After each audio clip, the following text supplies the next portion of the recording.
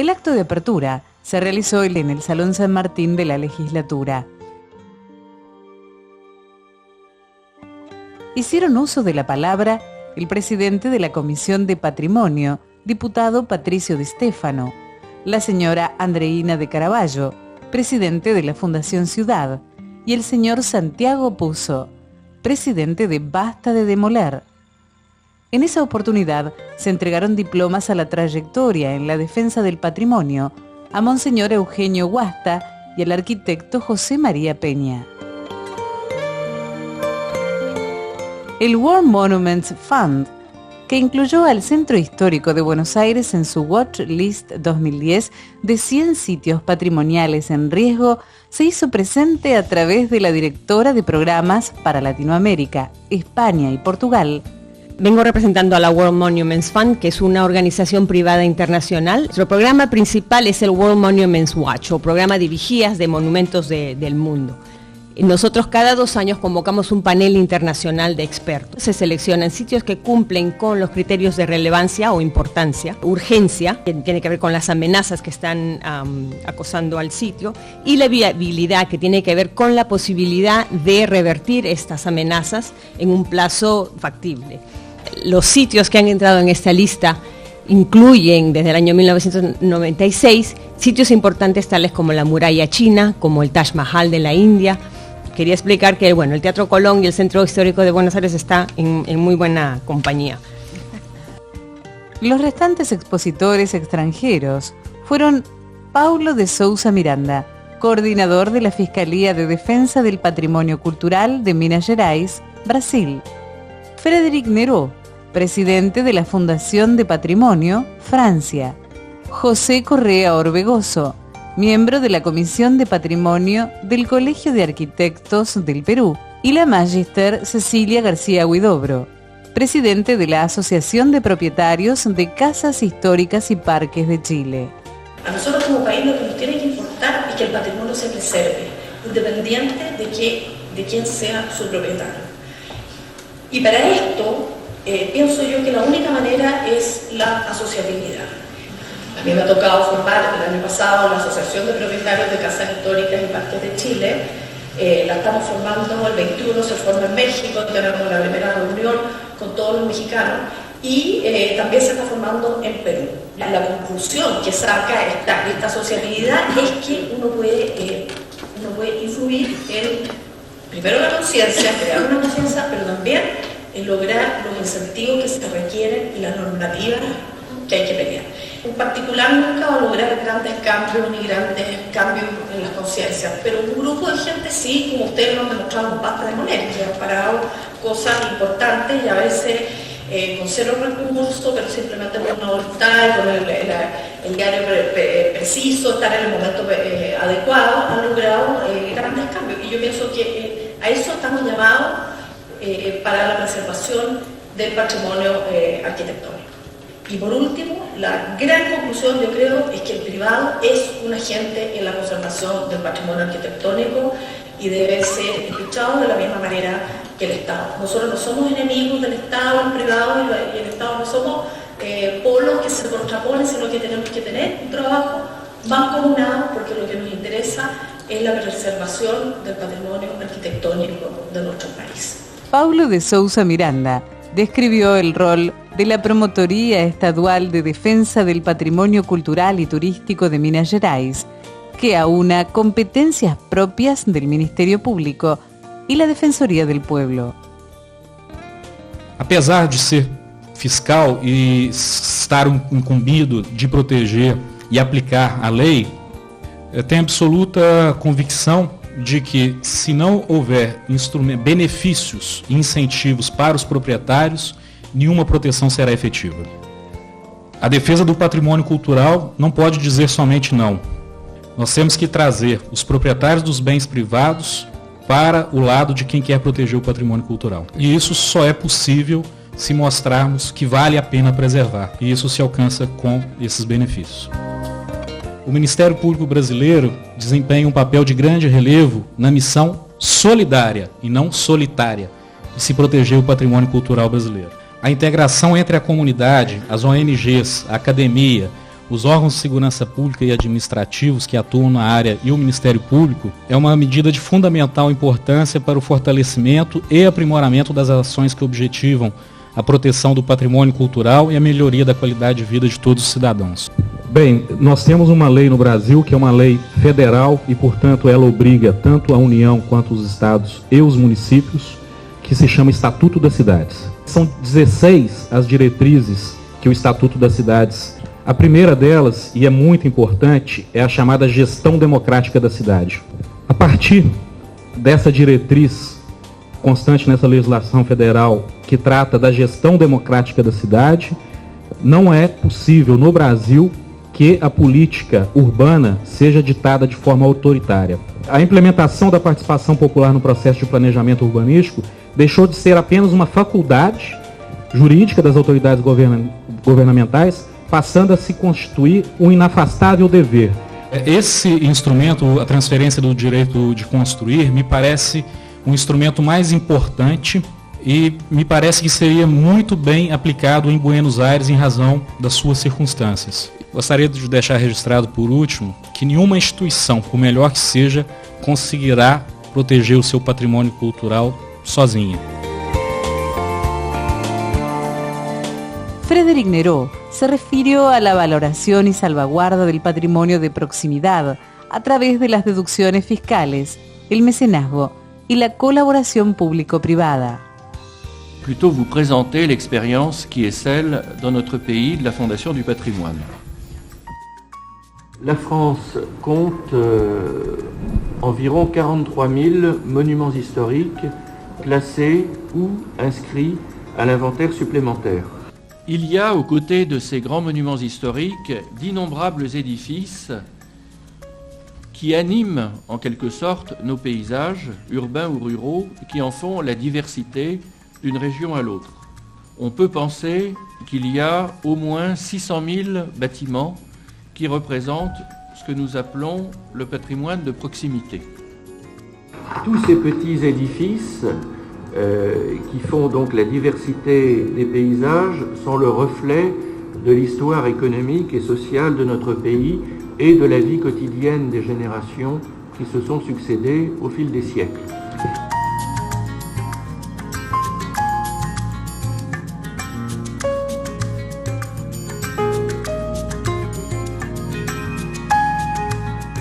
Et des enquêtes qui ont été menées dans certains départements ont montré qu'en 50 ans, 1/5, 20% des édifices concernés avaient disparu ou étaient irrémédiablement perdus.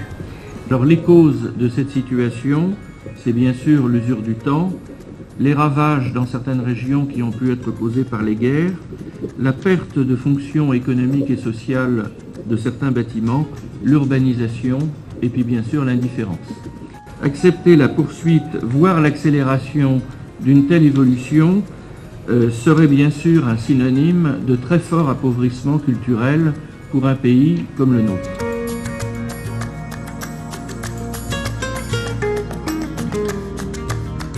Cela explique qu'en 1996, un rapport parlementaire d'un sénateur a conclu à l'absolue nécessité pour la France de se doter d'une structure privée chargée d'impulser une politique de conscientisation et de mobilisation des citoyens au service du patrimoine. Et sous la forte impulsion du président de la République de l'époque, et après avis de spécialistes, le gouvernement a déposé un projet de loi qui allait donner naissance à la Fondation du patrimoine. Notre organisation repose sur deux principes fondamentaux, la décentralisation et le bénévolat. Et il s'agit d'une expérience originale de partenariat public-privé. Mais de l'autre côté, un capital constitué exclusivement d'apports privés et une absence de tutelle de l'État sur la fondation qui est totalement indépendante. Dans notre pays, beaucoup de propriétaires privés sont confrontés au coût de la restauration du patrimoine dont ils sont détenteurs, avec comme risque l'absence de travaux ou des travaux de mauvaise qualité. L'État a donc mis en place une incitation Et par l'intermédiaire de la Fondation du patrimoine, à laquelle donc il donne délégation, il apporte une aide fiscale à des propriétaires d'édifices qui ne sont pas protégés au titre des monuments historiques, mais qui présentent un intérêt patrimonial. Le label que la Fondation du patrimoine apporte à chaque campagne de travaux a une durée de 5 ans. Le label accordé par la Fondation aux propriétaires lui permet de déduire 50% de ses travaux de son revenu imposable à l'impôt sur le revenu. En 10 ans, plus de 8300 labels ont été accordés et plus de 400 millions d'euros de travaux ont été soutenus. Comme vous pouvez le constater, on tourne autour de 1000 projets labellisés par an à peu près. C'est d'avoir contribué à créer un engagement citoyen tant au niveau des particuliers que des entreprises en faveur du patrimoine et de leur faire comprendre que la préservation de notre patrimoine national devait être l'affaire de tous. Trouver les débats très intéressants. J'ai eu parfois dans des conversations privées des interlocuteurs qui m'ont dit « Vous savez, c'est vraiment formidable ce que vous faites chez vous, mais ici, ça ne marchera pas. » Il faut faire preuve d'humilité en ce qui nous concerne. La situation qui existe ici, que je crois maintenant avoir comprise, la France l'a connue. Il fut, et c'est pas si vieux, je pense en particulier aux années 60-70, il y a eu beaucoup de ravages. Des quartiers de Paris qui ont été un peu sacrifiés. Les tours, on a connu. Les atteintes portées aux perspectives, on a connu. Donc, problèmes que vous pouvez rencontrer ici, nous les avons connus et nous les connaissons encore dans certaines villes. Je crois que ce qui est essentiel, c'est la prise de conscience. Et une initiative telle que celle qui a été prise ici pour l'organisation de ces journées, c'est évidemment pas une fin en soi, c'est un début. Je suis convaincu qu'il n'y a pas de fatalité en matière de patrimoine. Il y a parfois des causes qui ont pu paraître désespérées, elles ne le sont pas. Et je voudrais, et là je vous promets, ça sera le mot de la fin, utiliser cette belle phrase dont malheureusement je ne me souviens plus de celui qui l'a prononcée, mais qui doit être pour nous une idée force chaque fois que nous défendons le patrimoine. Seules sont perdues d'avance les batailles que l'on ne livre pas. Los talleres para funcionarios, legisladores y sus asesores que se realizaron en el auditorio de la Embajada de Brasil permitieron un fluido intercambio con los expositores extranjeros y nacionales. Las temáticas abordadas fueron las restricciones al dominio ocasionadas por la protección legal de propiedades con valor patrimonial y los estímulos crediticios y fiscales que incentivan su protección. Tanto el doctor José Miguel Onaindia como el magíster Facundo de Almeida se refirieron al pobre uso que se hace en nuestro medio de la legislación y los instrumentos existentes. Sabemos que la ciudad tiene conflictos para preservar su patrimonio. Hay una activa participación de las organizaciones no gubernamentales en defensa del patrimonio. Hay algunos legisladores que en estos 14 años de existencia de la legislatura han comprometido su trabajo en la sanción de estas leyes y en acciones positivas. Hay jueces que resuelven amparos, pero hay un sistema jurídico que no funciona. Y yo creo que aquí no hay un problema normativo. El problema no está en las leyes, el problema está en las conductas, tanto de públicas como en las conductas de la sociedad civil o de los particulares que integran la sociedad civil. No hay una conciencia social, desde mi punto de vista, que, excepto en determinados grupos de personas, como las que integran las asociaciones convocantes de estas jornadas, no hay conciencia de la preservación de lo que significa la preservación del patrimonio histórico y cultural de la ciudad. No hay conciencia de que el daño a este patrimonio histórico es un daño ecológico. Esta conciencia no está porque no se cumple una de las disposiciones que el artículo 27 de la Constitución de la Ciudad Autónoma pone en cabeza del Estado para garantizar la protección del patrimonio, que es la enseñanza o la educación en materia ambiental y en materia de protección. Por lo tanto, hay siempre un conflicto de interés entre el propietario, las empresas constructoras y la defensa del patrimonio. Si no hay una acción del Estado tendiente a generar esa conciencia, va a ser muy difícil, porque vamos a destinarle al trabajo de algunos magistrados, porque los legisladores dictan las leyes, las pueden mejorar, pero fundamentalmente si hay conflictos, si las leyes se incumplen, si la autoridad administrativa no las hace cumplir o se dictan excepciones a la norma genérica, hay un inconveniente en la aplicación del derecho. Entonces, esta cuestión necesita de la docencia, necesita de generar una conciencia social sobre la necesidad de proteger cuáles son los bienes y el porqué. Indudablemente, la protección del patrimonio arquitectónico y cultural de la Ciudad de Buenos Aires va a requerir la renuncia a determinados intereses en pos del interés general. Tampoco tenemos conciencia social, esto ya no solo en la Ciudad de Buenos Aires, sino en todo el país, de algo que es fundamental y que es el fin por el cual decidimos vivir bajo un Estado, que es la promoción del bienestar general. La promoción del bienestar general conlleva siempre el sacrificio de algunos bienes individuales determinados o directos. Y el conflicto permanente hace que los jueces deban resolver las cuestiones que debían ser resueltas en otra instancia, y por lo tanto a veces la justicia no llega con la premura o en el momento oportuno. Muchas veces llega después de la demolición o después del daño que ya no es reparable. Entonces, lo que yo creo que aquí tenemos otro problema para abordar, que es la cuestión de cómo funcionan los sistemas de control en nuestra sociedad, que es un problema básico también, que no solamente afecta a la Ciudad de Buenos Aires, sino a toda la organización institucional argentina. Porque tenemos un Estado que no tiene instituciones sólidas, ni una sociedad que las pida. La Argentina tiene normas que no se cumplen a nivel nacional, a nivel local, y tiene sistemas de control que no funcionan, una tendencia a la ausencia de transparencia en los mecanismos y una ausencia también de requerimiento de buen uso, excepto en determinados grupos minoritarios de la sociedad, que le requieran al Estado que cumpla con sus funciones esenciales.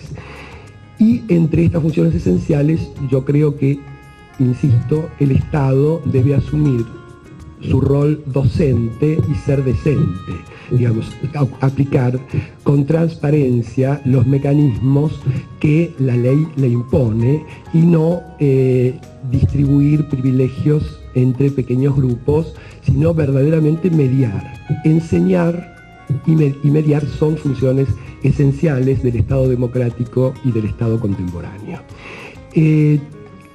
Creo que si llegamos a ese nivel, si la sociedad civil es capaz de exigirle a sus gobernantes que cumpla con estas funciones de enseñar y de usar los mecanismos con transparencia, podemos lograr que se cumplan estos fines que la Constitución nos demanda.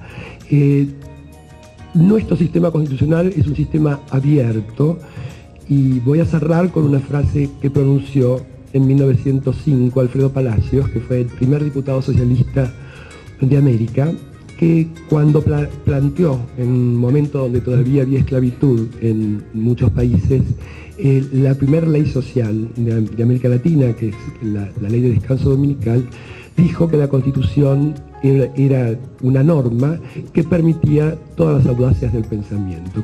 Yo voy a hablar de los mecanismos de compensación en la legislación vigente, que existen pero no los hay.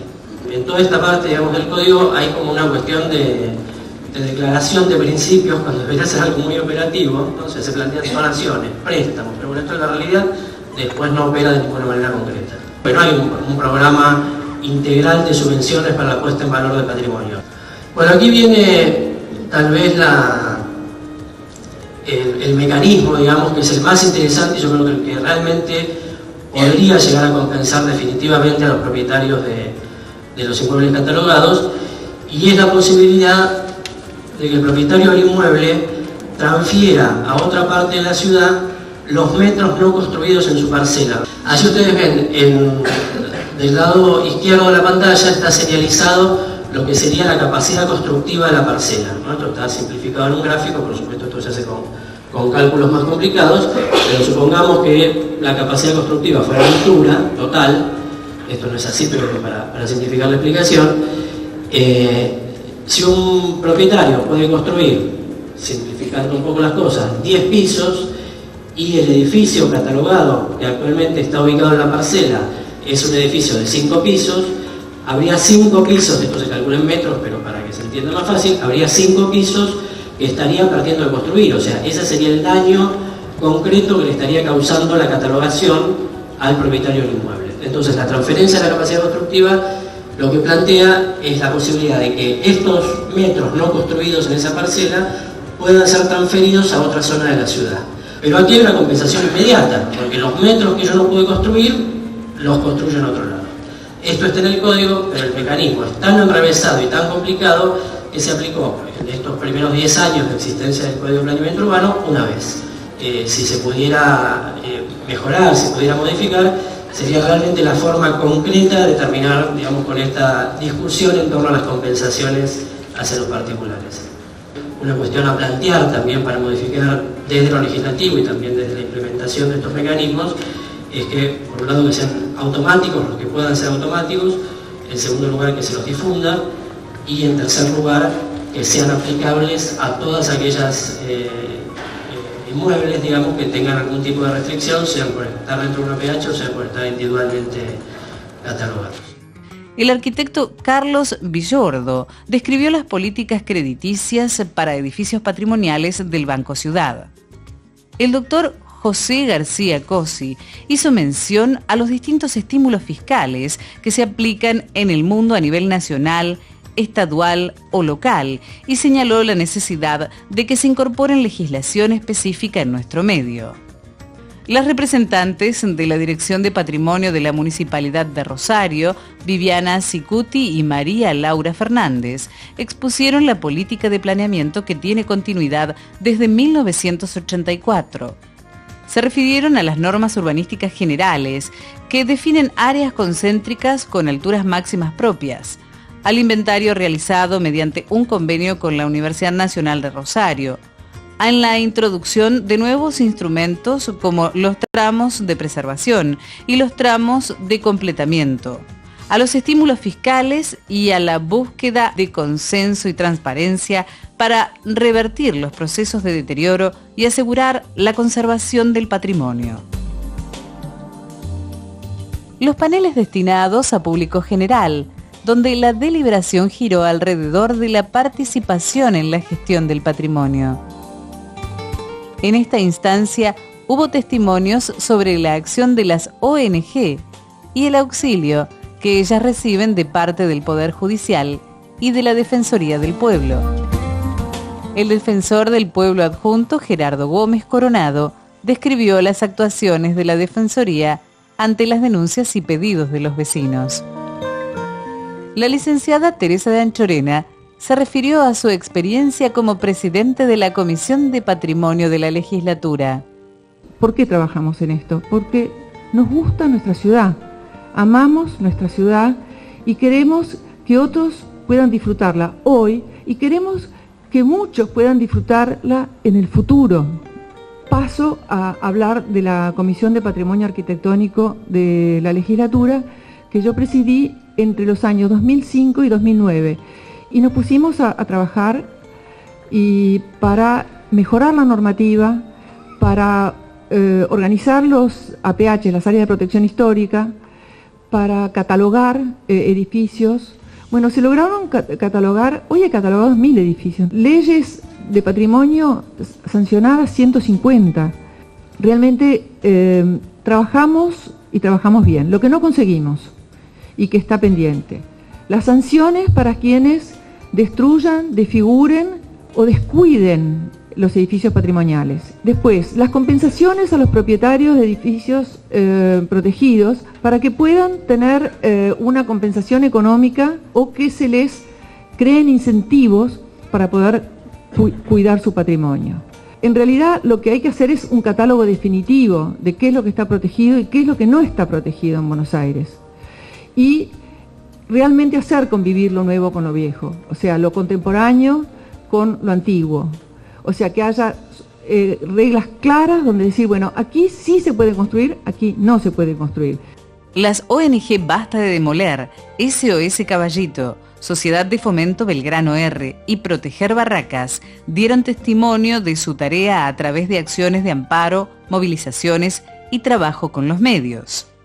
El barrio de Barracas es un barrio que tiene una historia muy antigua y por otro lado tiene arquitecturas de diversos tipos, tiene parte industrial muy importante y también, bueno, casas del siglo XIX también, como podemos ver, y bueno, de ferrocarril también que hemos visto en exposiciones anteriores, complejo Sola, y bueno, es una zona que está muy cerca de otros barrios importantes, muy cerca del centro y que últimamente está muy codiciada para hacer grandes estructuras de edilicias, ¿no es cierto? Lo que estamos tratando de promover es la rezonificación para lograr alturas menores, porque están invadiendo las calles laterales, se está perdiendo el paisaje, se está promoviendo la construcción que va, digamos, sacando el sol. Este trabajo se hizo a partir de un polígono que están viendo en estos momentos, que es la zona que consideramos de más de riesgo. Esta zona es la que estaría incluida en proyectos de ley. En principio, bueno, en esta zona lo que se da es la característica, ¿qué es la característica quizás que nosotros encontramos para elegir Barracas como lugar para vivir? Porque, digamos, es una zona muy que tiene características e identidad barriales todavía, y sin embargo está muy cerca del centro y tiene muy buenas vías de comunicación. En esta zona también hay muchas construcciones patrimoniales realmente importantes y otras que quizás no lo sean tanto, pero bueno, es zona de casas bajas, de casas de planta baja y 2 pisos o 3 como mucho. Hoy ya son 4 los proyectos de ley. En algunos casos también se catalogan propiedades, pero en general son para bajar la altura máxima en ese polígono que veíamos y en la zona del pasaje Lanín. Con la aprobación de estas leyes lograríamos que bajara rotundamente la altura máxima, o sea, quedaría en 10 metros y medio. Básicamente pedir el planeamiento, pedir la baja de las alturas en la edificación, no afectar del mismo modo a las avenidas, con las calles laterales, y respetar toda una identidad barrial y además histórica cultural. Lo único que pedimos es fundamentalmente a los legisladores que mientras, que sabemos que los tiempos legislativos son largos, pero que por favor traten de apurarse un poquito porque mientras tanto se siguen aprobando día a día permisos de obra y se sigue destruyendo.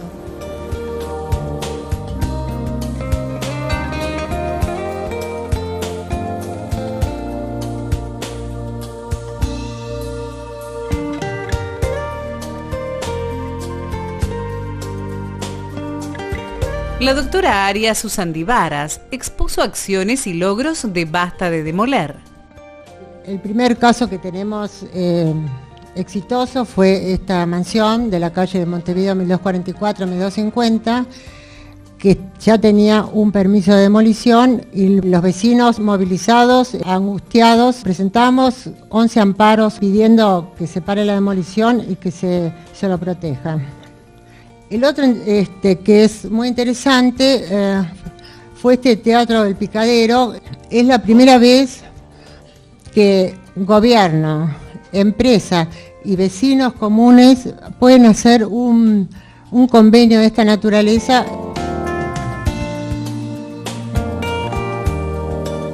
Otra intervención que fue en el espacio público, el proyecto era retirar los adoquines históricos, enrasar las veredas, o sea, hacer desaparecer las veredas, hacer de punta a punta un pavimento, sacar farolas, modificar el entorno histórico. Por suerte el adoquinado quedó, el tema de las farolas bastante bien, bueno, las veredas no se tocaron.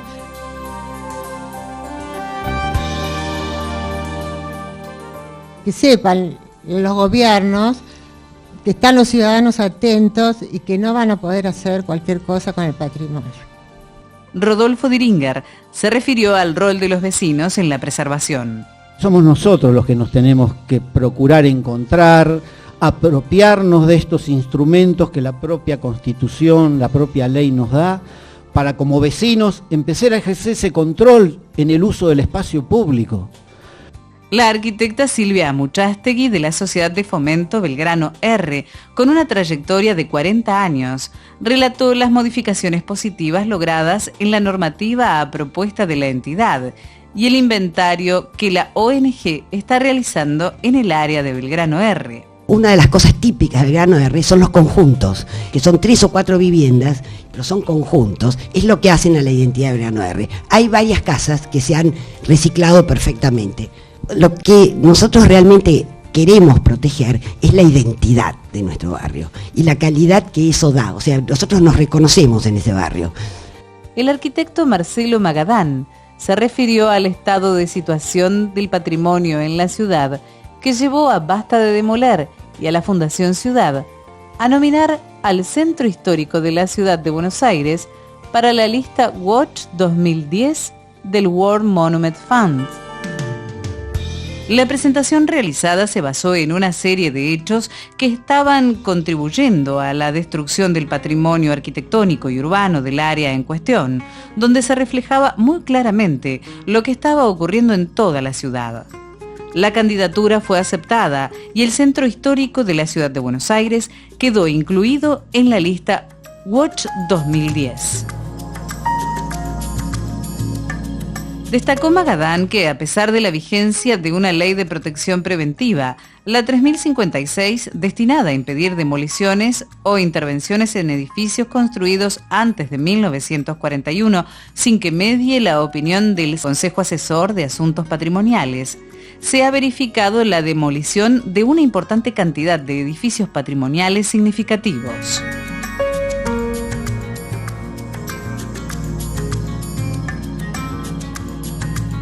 El resto de las falencias apuntadas en la presentación a la World Monument Fund sigue en pie.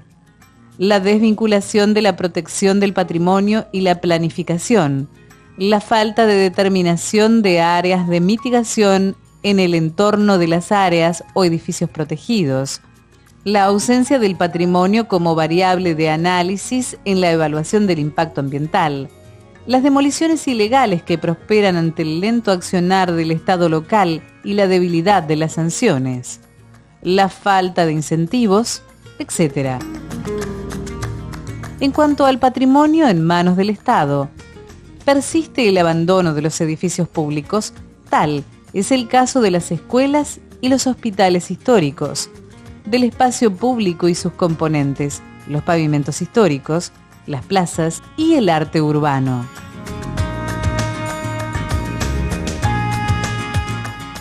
En el panel de gestión de patrimonio en manos de particulares, el presbítero Rafael Brown y el arquitecto Eduardo Ellis se refirieron a las experiencias de gestión patrimonial en manos de la Iglesia.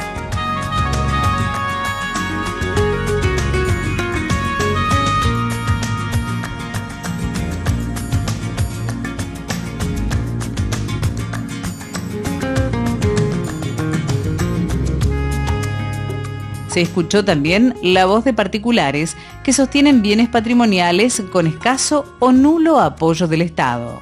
Bueno, nosotros nacimos en una familia de constructores que nos hizo querer a los edificios, por eso estamos acá.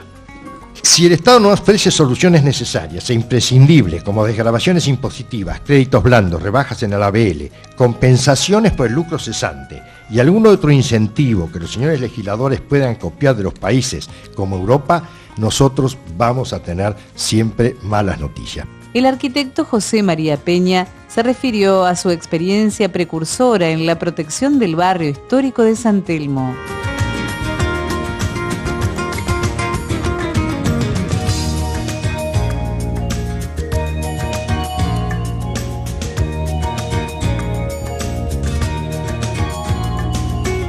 Se invitó a los 3 jefes de gobierno que planificaron y gestionaron con continuidad las obras de restauración del Teatro Colón. Estuvieron presentes Aníbal Ibarra y Jorge Tellerman. El ingeniero Mauricio Macri envió una carta adhiriendo. Para cerrar el encuentro, el profesor Norberto Chávez se refirió al necesario desarrollo de un saber crítico sobre la arquitectura, señalando los proyectos de interferencia impune sobre el patrimonio y la hegemonía del mercado sobre el desarrollo urbano como productos de la acefalía cultural. Me llena de alegría lo de la Fundación del Patrimonio, porque por lo menos hay una movilización de la sociedad civil que implica que no estamos dependiendo del loco que en ese momento esté al frente del gobierno. Entonces, si hay una base social y un movimiento a favor del patrimonio, hay más garantías de que esto cunda y no se siga destruyendo. Pero veo con cierta alegría que los vecinos les gusta vivir donde están viviendo. Y que en Basta Demoler no solo son unos pioneros que están luchando por este tema, sino la propia habitantes de esos barrios, ¿no? En ese sentido quiero creer en la existencia de una conciencia muy primigenia, muy básica, que hace que la persona que está viviendo en aquel lugar y que lo siente como suyo y que forma parte de su identidad, no está dispuesto a que se lo arrebaten, ¿no? Y yo creo que es desde ahí donde puede ir creándose esta nueva autoridad, que ya no es una autoridad técnica, ni cultural, ni una vanguardia, ni un centro de planeamiento, ni un organismo estatal, que puede combinarlos, yo creo que debe iluminar a esos organismos con una presión real desde la base social, desde la sociedad civil.